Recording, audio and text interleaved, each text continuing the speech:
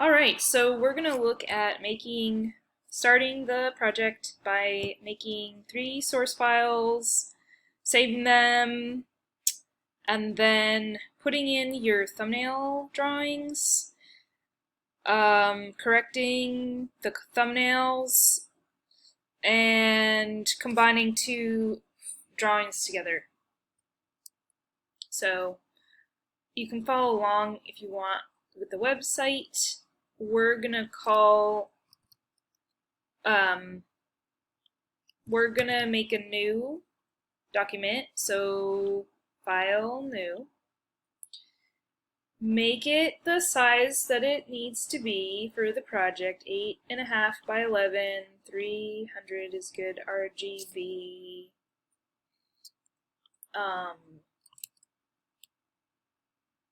I said 72, so I'm going to have to change that to 72 pixels per inch. I'm going to say, up here it says untitled. I can just go ahead and name this now. So my first name is Katrina. My last name is Kopoloff. This is my suite. So I'm going to name it according to what flavor it is, and then PSD, okay. Alright, once you make it, go ahead and save it right away. Always save. Every 15 minutes, put a timer on and just do a save. We're going to save this as a Photoshop file. It's important that it's a Photoshop file because if it's not, you won't be able to access your layers. This is your source file. Every 15 minutes or so, just do Command or Control S to save your work. If the power goes out or your computer loses battery and then you're like, I lost all my work that I just did for 2 hours, you'd be really upset. So let's put in your thumbnail images. I'm just going to do place embed because we already talked about that. File, place embedded, and then let's find my thumbnail photos. So I just took these with my camera, and they're really, they're okay. They're not scanned, but that's alright. And press enter, and then I'm going to put in the other one also. I'll just do 2 at this, do the same thing at the same time, right? Alright, so these are my 2, this is my thumbnail image. This is my idea. I'm going to go ahead and make this bigger. Command T for free transform, and just make it the size, make it kind of compatible with your canvas. So if you don't know what this is, because why would you know what this is?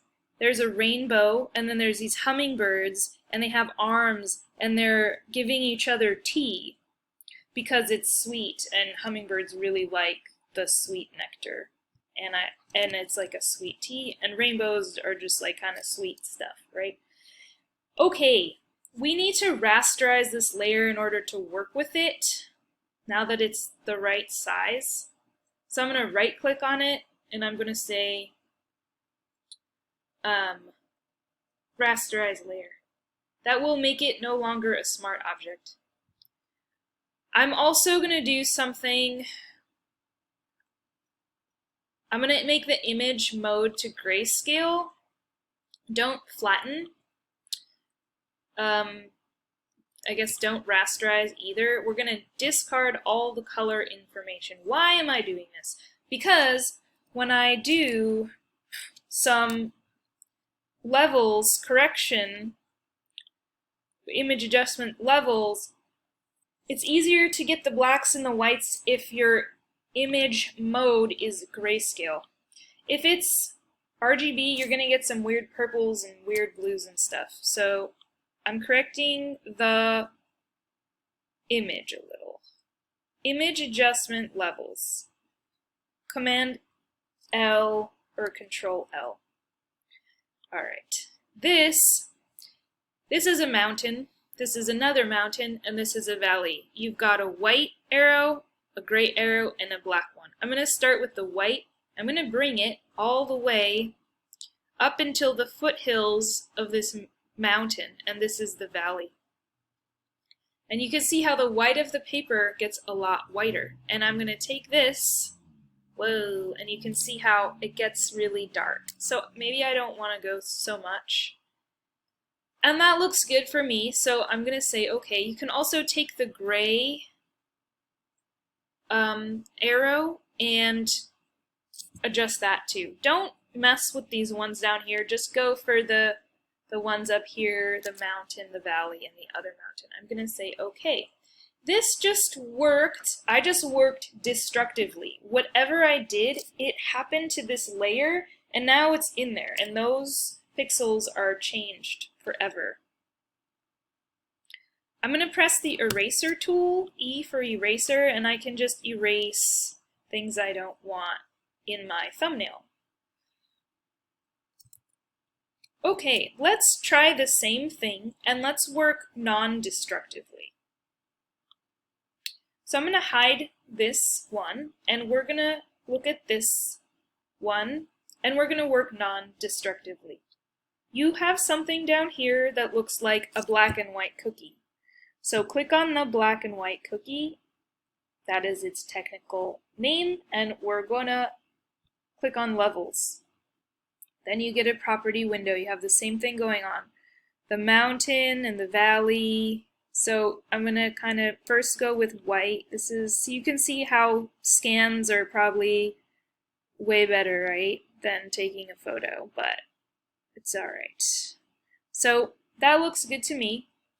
What just happened? So I have a layer here, and this layer is an adjustment layer. This adjustment layer, it affects everything below it. If I change the arrangement, it is no longer affecting the drawing layer. So what I can do is, see how now this has like double this layer that I did before, it has double the levels on it. So what I'm going to do is I'm going to link this levels adjustment layer only to the layer that I want it to affect, not everything below it. I'm going to press Option or Alt on the keyboard, and look at how my keyboard, it has that little box with an arrow going down. Don't put your mouse here, don't put your mouse there, don't put your mouse right in between where the two layers meet.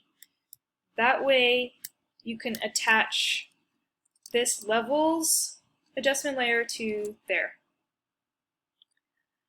And now this one shouldn't be affecting the other one. Say I like it and I want to commit now. I want to just make it flattened. Select more than one layer. So I'm going to Command or Control click to select more than one layer. They're both selected. I'm going to go to Layers, and we're going to merge those two together, which is also Command E or Control E on a PC. So now this has been rasterized. Whatever changes I did, they have been committed to the actual pixels. Alright, let's look at combining those two drawings together now. We're going to use layer modes and opacity, and we're going to set this as a template and lock it in the background. I want this hummingbird to show up in a certain part of my crazy thumbnail. This layer has opacity. I'm going to set it lower so I can see through, and that way I can kind of place it where I want it to go. I want to flip it, and I want to put it on this side where the cup is. So you need to go to Edit, Free Transform, Edit, Transform, Flip Horizontal. Now I can put my hummingbird guy right there. Or maybe he's gonna go over here. Okay. Now I can go ahead and make it back to 100. And maybe I want to move some of this other stuff. I can take the lasso and just kind of take the stuff I want to move, make sure I'm on the right layer, move it for my composition. Maybe there's another hummingbird over here, and maybe I get rid of some of this stuff. Maybe this guy's feeding that guy. Okay, let's talk about layer modes. This is set to normal. Let's set this to multiply. Multiply hides the white of the paper. This is a way that you can kind of delete the white of the paper without actually deleting any pixels, and I use it every moment I have in all the time. I use it always. I'm going to erase the areas that I don't need anymore from my thumbnail. And now I'm starting to refine my thumbnail sketch drawing. Use the original composition of your little thumbnail. There's a real beauty in whatever you drew really small. That is the energy and the genius of you and only you. And if you start to try to futz and really mess a lot with your original thumbnail, you're gonna get farther and farther away from yourself. So try to come back. If you had a good composition to begin with, try to come back to it and use this as a template for composition. I want to take these two now and I want to put them together because I'm happy with their combination. So right Command or Control click, select multiple. I can also right click on here and I can say, let's go down, merge the layers. Okay, so that's where it is now, and we're gonna set this to 50% opacity and we're gonna lock it. So I'm just going to combine these two together, double click to unlock, Command E, and we're going to, actually not, sorry. I'm going to set this to 50. That looks good to me, and I'm going to lock it.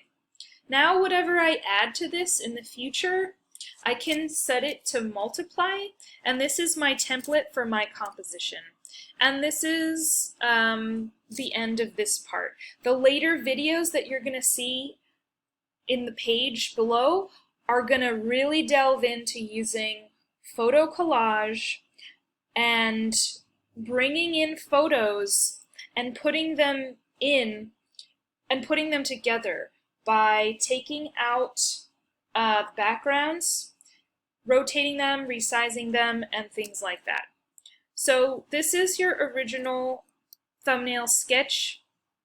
Refine it as much as you want and use some photo collaging to really get details. I need a better teapot. I need a better teacup. I don't know what those, I'd have to redraw them and put them in, and sometimes I want to use a photo reference. So take use of the magic that is Photoshop for really getting those readable and specific.